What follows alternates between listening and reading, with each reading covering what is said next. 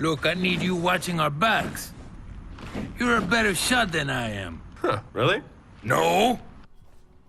Hello there, Sir from 17 once again. This is my Gears of War 4 Insane Difficulty video walkthrough. This is the prologue. It's called Remembrance. It is in, of course, Act 1, and you can see me selecting it just now. The first thing I need to get across is this is the only part of the game, right at the beginning here, where you will come across an enemy who uses the Marks rifle. I'm not entirely sure how you say that gun. I think it's from Gears of War Judgment. It's been a long time since I played Judgment, and I can't really remember it. That's a good thing.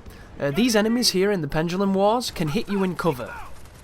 If they want to, they can kill you now perfectly. Without any real justification. They can damage you when you blind fire. They can cheat, effectively, and I don't know why. It's interesting, but the good news is you start off with what is essentially a retro lancer, but in this day and age, it was, you know, sophisticated technology, so you can use the fact that that gun has a lot of power to suppress these dudes. But this fight right now can go really different, because they can just hit you. It doesn't make any sense. They just put you down.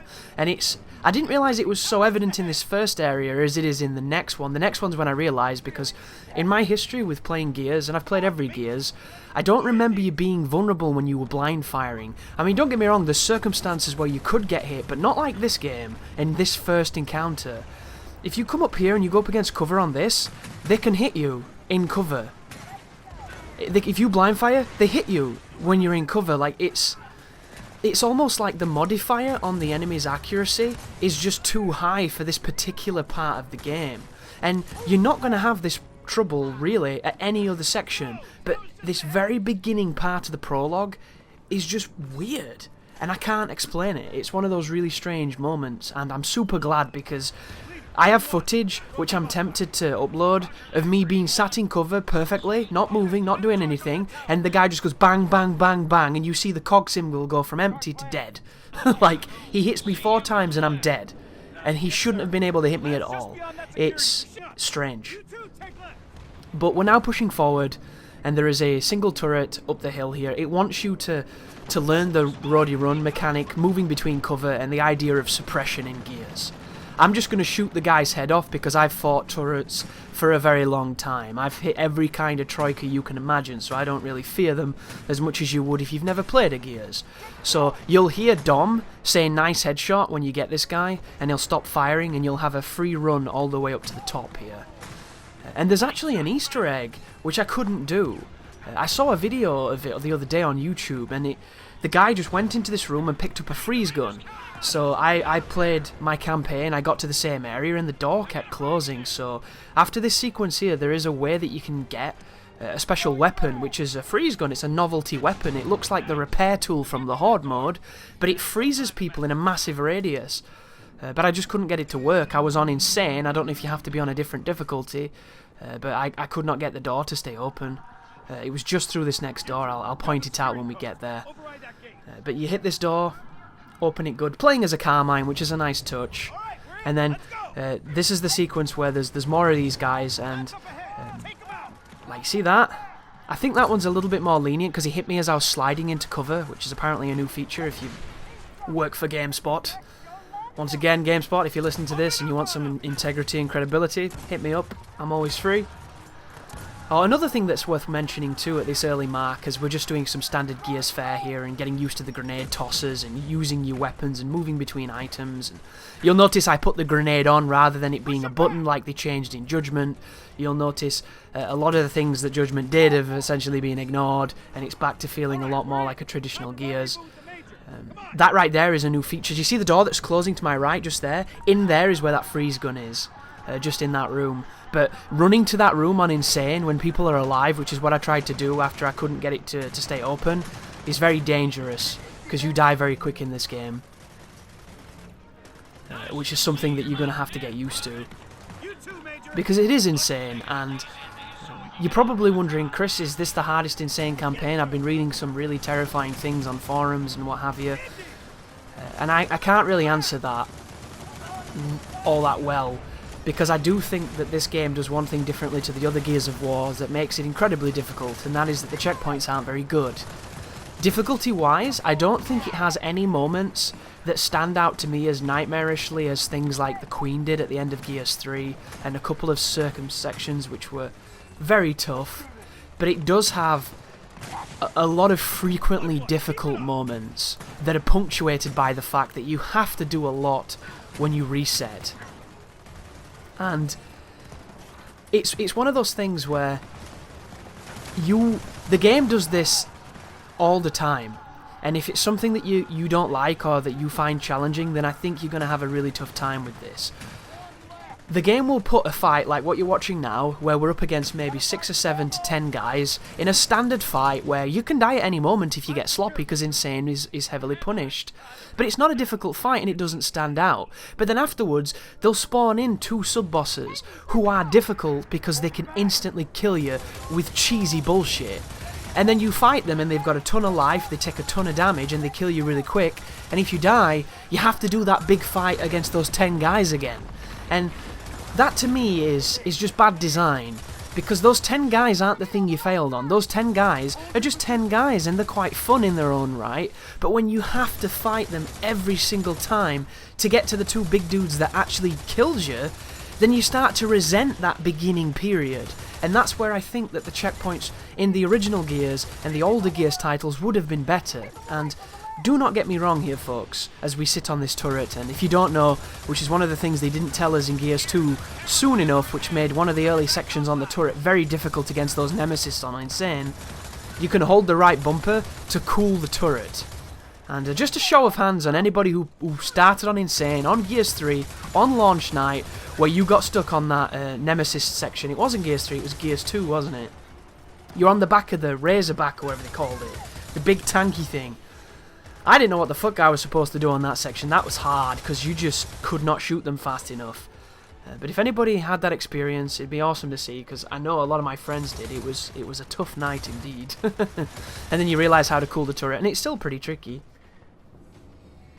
But as I was saying, as we are introduced to the more cinematic moments, where we get to use the new cover feature, which is a running mantle that you can do now, and a sliding mantle which you can do now, which is really good. But I hate to be the Grinch once again here. I would love it if you could do a sequence of buttons that enabled you to jump over cover and slide instantly into cover. And I would like it to simply be A, B, A. Quickly. A, B, A. And you just jump over cover and immediately butt stomp into cover, instead of having to press like back in A and sometimes getting a roll and getting killed because of it. But this is the House of Sovereign. Anybody who played Gears of War, the original, will know this zone.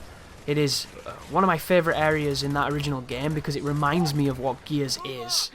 And at the very beginning, if you sprint in like you saw me do, you can chuck a grenade and you can seal the emergence hole, and you can kind of alleviate a lot of that fight. Here is the game introducing a Corpser, which after this level, along with the Hammer of Dawn, you're never going to see or interact with anything, well, especially the Hammer of Dawn. You're not going to see them ever again, which I found to be a little disappointing. But this is a misleading part right now. They ask you to go for the hammer, and they stress getting the hammer. You notice how the hammer's in the van where there was a cog back in the old game? If you rush over to that, the locusts you see right now seem to endlessly spawn. So you can't run directly over there on Insane, because you will get fucked up. You have to come up here and hide, and then make your way over there. And then when you pick the hammer up, you're not safe either. So unless you thin the herd a little bit, and you get in between the spawns, they may stop coming eventually, but there's a lot of them here. You aren't going to have a clear path here, and you're going to die, and the checkpoint is at the very beginning of the sequence where we came from the Pendulum Wars into Emergence Day, which is what this is. This is the cogs having no idea what the fuck is going on, hence why they don't have the traditional Lancer, and why the Hammer of Dawn is experimental, because they got it during the Pendulum Wars, didn't they? But this is the only time you're going to use a hammer outside of Horde and multiplayer, and that makes me really sad, because the Hammer of Dawn is my favourite part of Gears. It's a gun that I always felt didn't work as well as it should, but the idea is brilliant. And it's one of those things where it's an awkward bitch, but it's super powerful. And it was 100% indicative of your ability to use it. And if you ever played Rooftops on Gears 1 multiplayer, you know how to use that weapon, because if you don't, your team would lose. Unless you were really good with the rifle, or you were one of those guys that was shotgun or go home, which is a lot of people who play like that. But once you get rid of the Corpser, you will get a checkpoint after he's gone. There's a couple of wretches and standard grubs that are going to attack here, but your team does a great job of distracting them. So I like to stand up here by the pillars and just hit him from a distance. Once the cutscene shows him popping, there's going to be a spawn that happens where there's an emergence hole, which is very wide, which you want to seal immediately with the hammer. And then there's going to be 2 spawns of boomers, which once again, guys, unfortunately, this might be a spoiler, but if you're watching a walkthrough and you don't want to be spoiled, what are you doing? This is the only time we're going to see boomers, really. There is a boomer derivative, but there is no boomer in this game. So there's the first spawn there, the second spawn's to our left. And what's going to happen is you can try and hit those 2 boomers when they're close together and really speed this section up. But I kept getting boomed when I was trying to be too aggressive, because the boomer's accuracy is amazing. It's always been amazing. You never want to mess with them. Like, you had to get so lucky doing a very specific wall bounce and slide into cover to dodge a boom shot up close against a boomer. And all I'm going to do here is I'm going to bait them to come close, and then I'm going to hit the corner of the world with the hammer, because once again, guys, if you played Fuel Depot, if you played Rooftops, you know how to use this bad boy.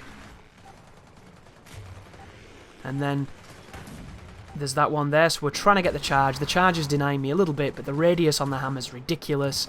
It's such a wonderful weapon. Why did they give it ammo? I will never understand, but you'll notice in this game, I think it's infinite. It doesn't burn out its charge, and I'm almost certain that it does in the later games, which is disappointing, because the first game, like, you're using a satellite, it's the coolest thing. But here come a couple of Reavers. The Reavers have that questionable, ridiculous accuracy on their rocket with splash for days, so you never want to have anything behind you that's close enough to hit you with splash. And again, you're not going to see any more Reavers, which is something.